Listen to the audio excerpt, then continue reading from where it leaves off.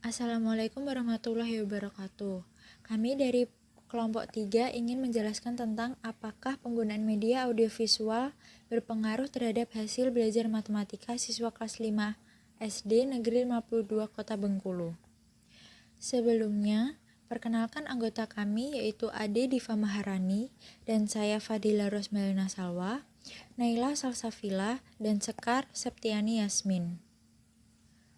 Rumusan masalah penelitian yaitu apakah ada pengaruh penggunaan media audiovisual terhadap hasil belajar matematika siswa kelas 5 SD Negeri 52 Kota Bengkulu.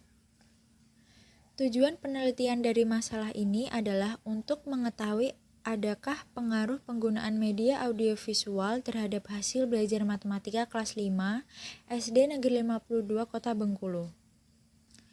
Manfaat yang dapat diambil dari penelitian ini terdiri dari A. Manfaat teoritis. 1. Penelitian ini bermanfaat karena secara langsung mereka terbantu dalam kegiatan belajar. Ini juga dapat berguna untuk meningkatkan prestasi belajar mereka secara optimal. Selain itu, dapat meningkatkan keinginan belajar sehingga lebih berprestasi di sekolah, terutama pada mata pelajaran matematika. 2. Dengan penggunaan media yang bervariasi, maka siswa dapat lebih aktif dalam belajar, sehingga siswa mempunyai keberanian untuk bertanya. Dan selanjutnya akan dibacakan oleh Sekar. B. Manfaat praktis. 1. Untuk sarana belajar dan mengembangkan potensi yang didapat di bangku perkuliahan ke dalam kegiatan pembelajaran matematika. 2. Untuk menambah pengalaman dan wawasan. Selanjutnya, tujuan analisis skripsi. Penelitian ini bertujuan untuk 1. Mengetahui ada atau tidaknya pengaruh penggunaan media audiovisual terhadap hasil belajar matematika siswa kelas 5 SD Negeri 52 Kota Bengkulu. 2. Mengetahui seberapa besar pengaruh penggunaan media audiovisual terhadap hasil belajar matematika siswa kelas 5 SD Negeri 52 Kota Bengkulu. Untuk metode penelitian ini sendiri menggunakan metode penelitian survei, di mana metode ini digunakan untuk mendapatkan data dari tempat tertentu yang alamiah. Tetapi, peneliti melakukan perlakuan dalam pengumpulan data, misalnya dengan mendengarkan kuesioner, tes, wawancara, terstruktur, dan sebagainya. Selanjutnya, yaitu data penelitian yang akan diteliti.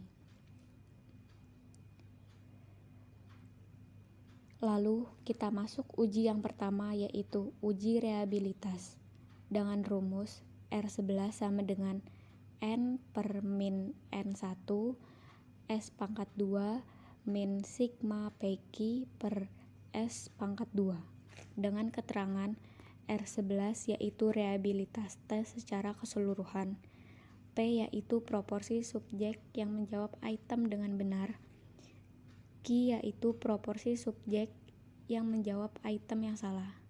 Sigma PQ yaitu jumlah hasil perkalian antara P dan Q.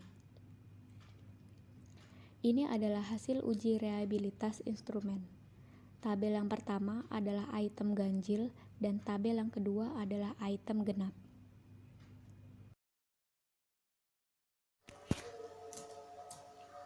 Uji normalitas.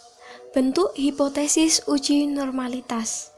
HO sama dengan sampel dari populasi berdistribusi normal. H1 sama dengan sampel tidak dari populasi berdistribusi normal. Formulasi rancangan analisis. Taraf kesalahannya yaitu 5%. Kriteria penerimaan HO. HO diterima jika SIK kurang dari 5%. Hasil penelitian uji normalitas. Langkah-langkahnya yaitu yang pertama, input data yang akan dianalisis. Untuk value di bagian kelas, klik titik 3 lalu akan muncul kotak value label seperti di bawah ini. Lalu isi value dengan angka 1 dan label dengan nama pretest eksperimen. Lalu klik OK. Yang kedua, pilih menu analisis, kemudian descriptive statistik, kemudian explore. Yang ketiga, muncul kotak explore. Data yang akan diuji untuk hasil belajar siswa yang terletak di kiri, pindahkan ke dependent list dengan tanda panah, dan untuk kelas pindahkan ke faktor. Yang keempat, pilih pulse. Klik pada normality pulse with test, klik continue, lalu klik OK. Hasil output. Berdasarkan hasil perhitungan SPSS, diperoleh hasil uji normalitas dengan menggunakan test of normality sebagai berikut. Berdasarkan hasil output tersebut, diperoleh nilai signifikan adalah 0,173 pada post-test eksperimen. Kesimpulannya yaitu, oleh karena sig sama dengan 0,173 lebih dari 0,05, maka HO diterima. Jadi, sampel tersebut berasal dari populasi berdistribusi normal.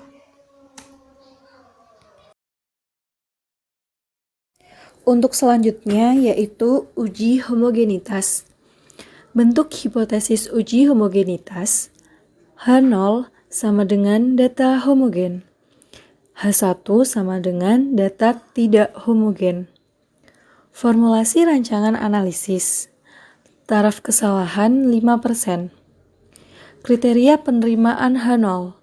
Terima H0 jika sig lebih dari 5%. Langkah-langkah. 1. Input data yang akan diuji. Untuk value di bagian kelas, klik titik 3, lalu akan muncul kotak value labels seperti di bawah ini. Lalu, isi value dengan angka 1 dan label dengan nama post-test eksperimen. Lalu, isi value dengan angka 2 dan label dengan nama post-test control. Lalu, klik OK. 2. Pilih menu Analysis, kemudian Descriptive Statistik, kemudian Explore. Yang ketiga, muncul kotak Explore. Data yang akan diuji untuk hasil belajar siswa yang terletak di kiri, pindahkan ke Dependent List dengan tanda panah. Dan untuk kelas, pindahkan ke Factor List. Yang keempat, pilih Pulse, klik pada Power Estimatio, lalu klik Continue dan klik OK. Berdasarkan tabel output the homogeneity of variance, diketahui nilai signifikasi mean adalah 0,071.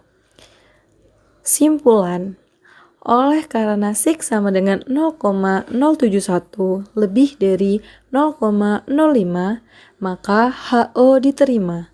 Jadi, data tersebut homogen. Uji yang ketiga ini adalah uji independent sample t-test. Uji tersebut dipergunakan untuk mengetahui apakah media audiovisual berpengaruh terhadap hasil belajar matematika siswa. Bentuk hipotesis uji homogenitas H0, tidak ada pengaruh yang signifikan antara variabel hasil belajar matematika pada post-test eksperimen dan post-test kontrol. H1, ada pengaruh yang signifikan antara variabel hasil belajar matematika pada post-test eksperimen dan post-test kontrol. Formulasi rancangan analisis, taraf kesalahan 5% atau 0,05. Kriteria penerimaan H0, terima H0 jika signifikan lebih dari 5% atau 0,05. Untuk menguji data tersebut, kita memerlukan SPSS dengan langkah-langkah sebagai berikut. 1. Input data yang akan diuji di data view, lalu kita ke variabel view.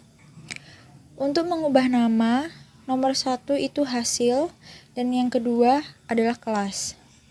Untuk value di bagian kelas, klik titik 3 lalu akan muncul kotak value labels seperti di bawah ini.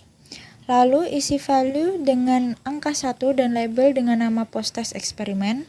Lalu isi value dengan angka 2 dan label dengan nama post-test control. Lalu klik OK.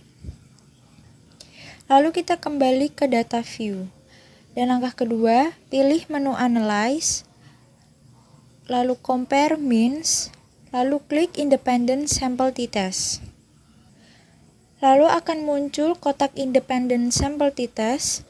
Data yang akan diuji untuk hasil belajar siswa yang terletak di kiri pindahkan ke tes dengan tanda panah, dan untuk kelas pindahkan ke grup variabel.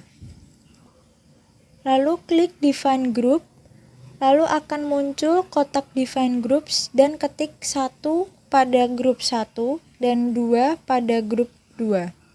Lalu klik Continue, lalu OK. Lalu kita akan menerima hasil output. Berdasarkan tabel output, Independent Sample T-Test, di atas diketahui nilai signifikasi 2, tailed adalah 0,000. Karena nilai signifikasi 0,000 kurang dari 0,05, maka sebagaimana dasar pengambilan keputusan dalam uji Independent Sample T-Test di atas dapat diisi simpulan. Oleh karena signifikasi sama dengan 0,000 kurang dari 0,05, maka H0 ditolak. Jadi, ada pengaruh yang signifikan antara variabel hasil belajar matematika pada post-test eksperimen dan post-test kontrol. Untuk kesimpulannya yaitu, pengaruh penggunaan media audiovisual terhadap hasil belajar peserta didik pada pembelajaran matematika dapat diketahui dari analisis uji hipotesis bahwa ada pengaruh positif antara penggunaan media audiovisual terhadap hasil belajar peserta didik pada pembelajaran matematika kelas eksperimen dan kelas kontrol SD Negeri 52 Kota Bengkulu. Berdasarkan hasil analisis uji T yang dilakukan bahan nilai protes dan post-test kelas kontrol, maka H0 ditolak dan H1 diterima.